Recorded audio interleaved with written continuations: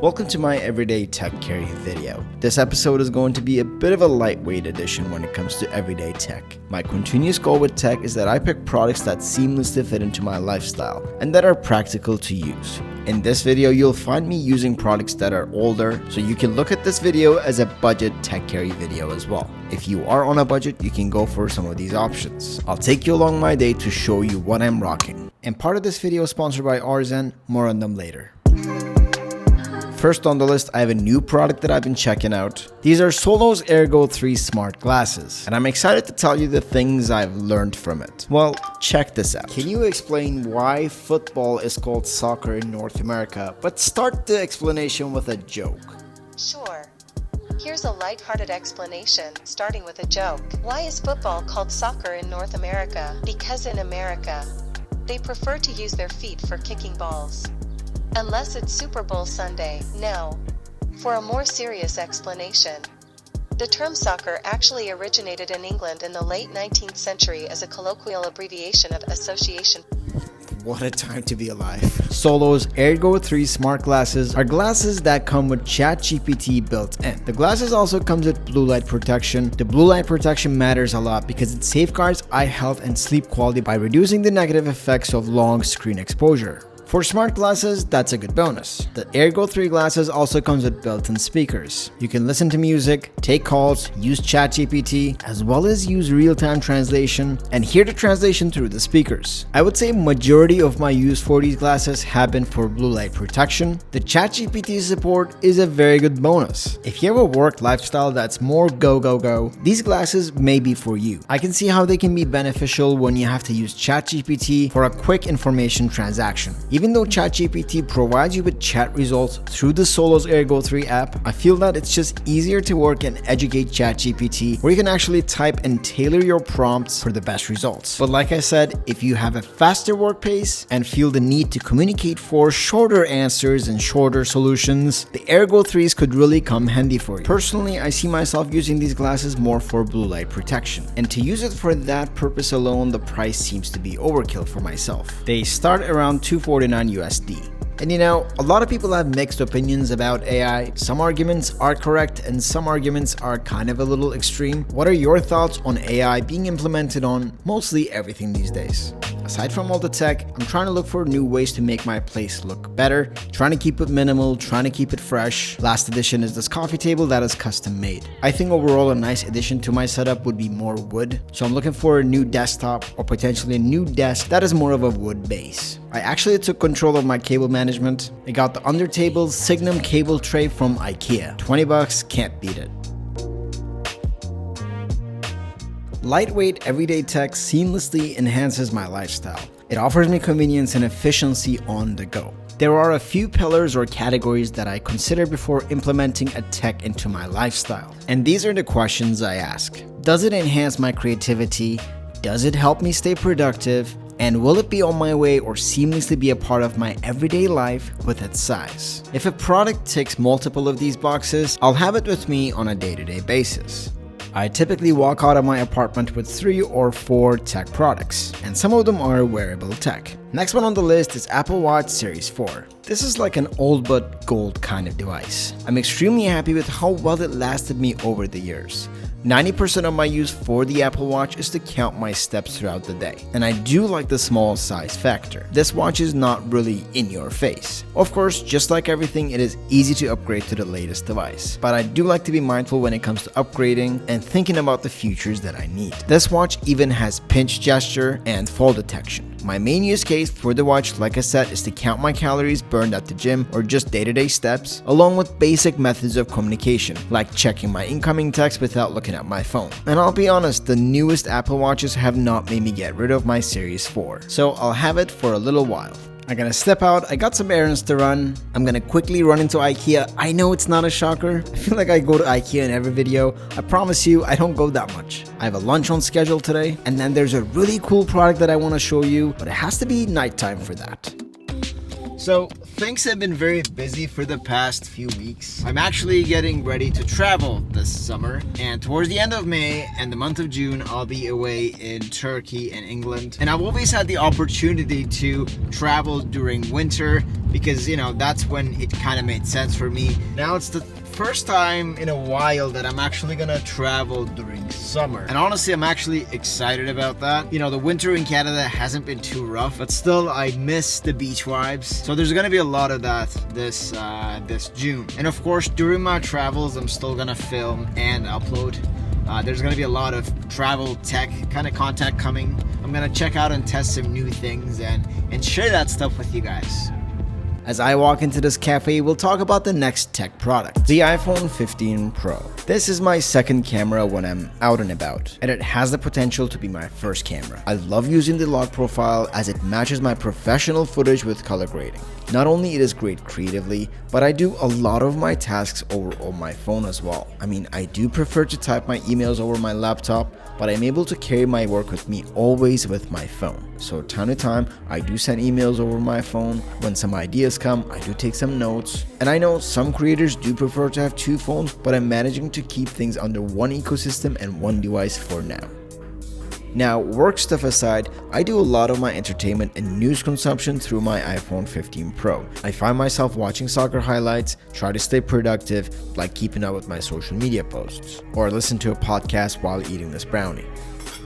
When it comes to social media posts, I keep the stress down to minimum. I post long form on YouTube, no short form here, and over on Instagram my photo and short form content lives, and I do not post on any other platforms. I did switch to the iPhone 15 Pro from an iPhone 13 mini. I thought I really liked smaller phones until now I got used to the 15 Pro size. I do not know how I did it for so long with the iPhone 13 mini. The screen space, the eye comfort is so worth the heavier, bigger device. Which makes me wonder, what size will we see from the iPhone 16s? The speed factor on the iPhone 15 Pro is also something that I'm satisfied about. And very low number of app glitches I'm facing on this phone is really good. I can comfortably say that app developers adapted to iPhone 15 Pro pretty quick and reliably. When it comes to the battery life on the iPhone 15 Pro, I have to say it has improved, but I genuinely think that this improvement is a mix of software updates and my adaptive user habits. I think I've adapted to the battery life of the iPhone 15 Pro. I film a lot with it, I'm on social media a lot with it, scrolling, but does my screen brightness have to be at 100% all the time? Probably not.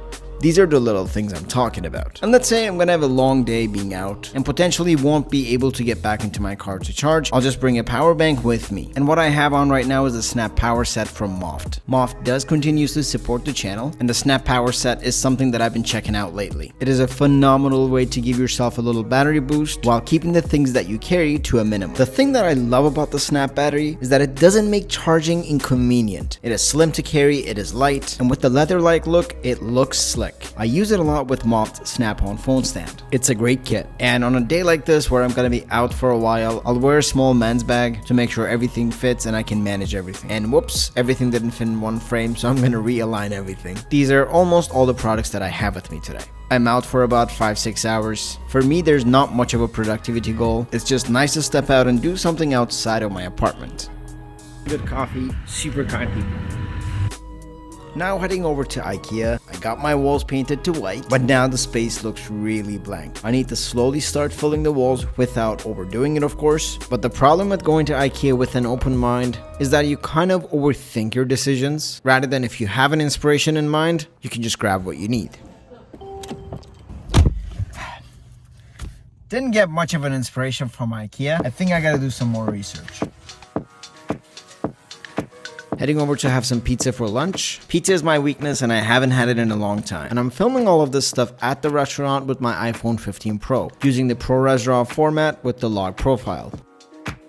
Those of you that have been following the channel for a while would know that I've been a Fujifilm user for as long as I can remember. While keeping my Fuji camera, I also invested in the Sony FX30. Sony FX30 is a very nice way to step into Sony's cinema line. I also paired this camera with a Sigma 16mm 1.4 lens. When it comes to size, this lens is perfect. My motivation is to keep this camera and the lens small and have it with me as my main camera. When filming a YouTube video, I do like to stay light and easy to manage. Whether I'm filming the video alone or getting someone to film for me, I see a huge value in keeping my setup small. My goal is to only get lenses that are going to keep the size to minimum only. And I'll be real, there are no autofocus issues with Sony, unlike my Fuji. I honestly film my videos so much quicker because I can trust the autofocus. I also really like that we can use CF Express cards with this camera. It makes file transfers and overall writing speed really fast. The thing that makes cinema cameras so special is that they typically have a lot better of a dynamic range compared to a hybrid mirrorless camera. The FX30 comes with 14 plus stops of dynamic range, and with 10-bit internal capabilities, you can really take your color grading game to the next level. I'm still learning how the S-Log3 behaves, but I can already tell it will be fun.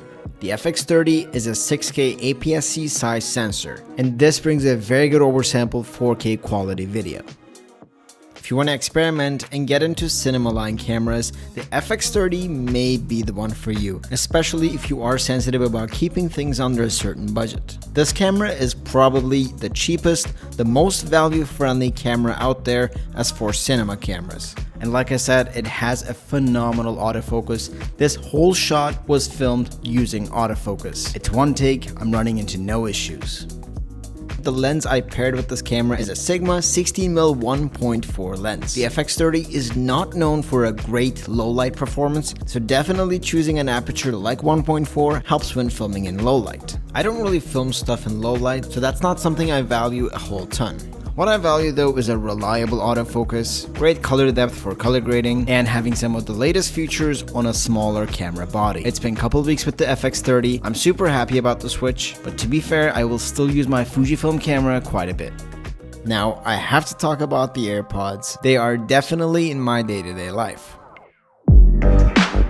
To be more specific, I'm highlighting second generation of AirPods. This is another tech product that just works. Mind you, the release date on these AirPods are 2019, and I feel like unless there's quite a bit of innovation, there's no need to upgrade for my lifestyle. I barely need any kind of noise cancelling. I'm a homebot and I live alone, so there's no need to cancel noise as much. But for the case of traveling, the noise cancellation could work, especially on planes. My one reason to switch to newer AirPods would be definitely because of USB-C. Since the iPhone 15 Pro supports USB-C, I really have no use for Apple's old lightning cables. So this case with lightning port is kind of an inconvenience. As for the sound, they still sound rich and loud.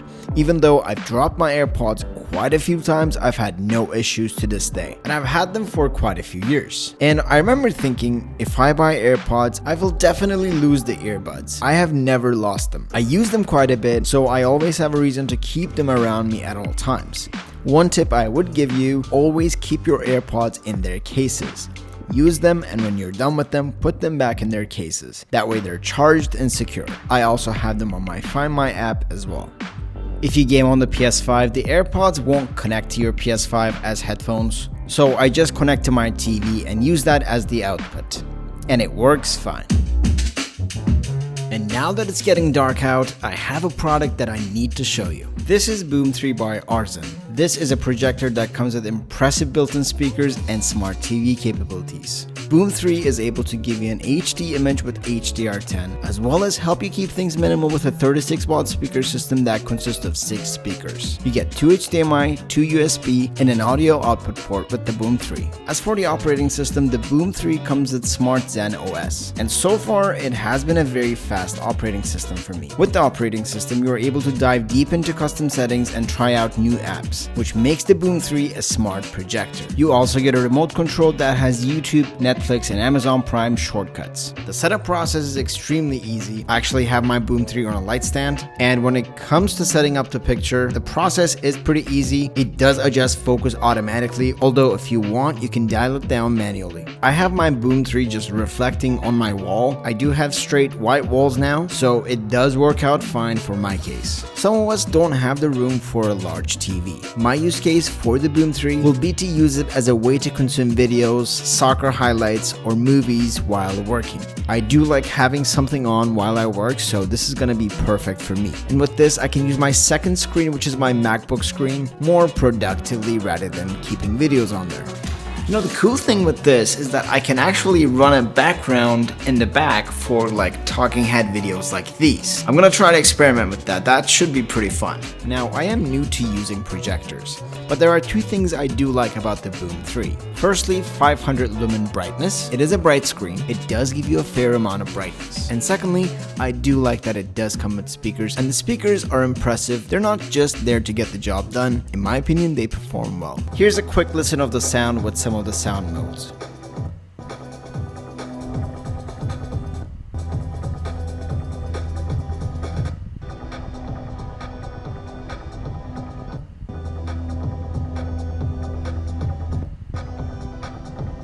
One thing I wish for is a longer power cable. Most people will probably have the projector high up somewhere, so for cable management, it's easier to have one long cable rather than using extensions. But overall, I'm happy with the projector. Thank you for watching my everyday tech carry video. In this video, I really wanted to focus on lightweight and minimalist products. I'm curious to know some of your choices when it comes to lightweight tech. What is your favorite lightweight tech that you currently use? Let me know in the comments. As always, thank you for being here. It has been a pleasure. I'll see you in the next one.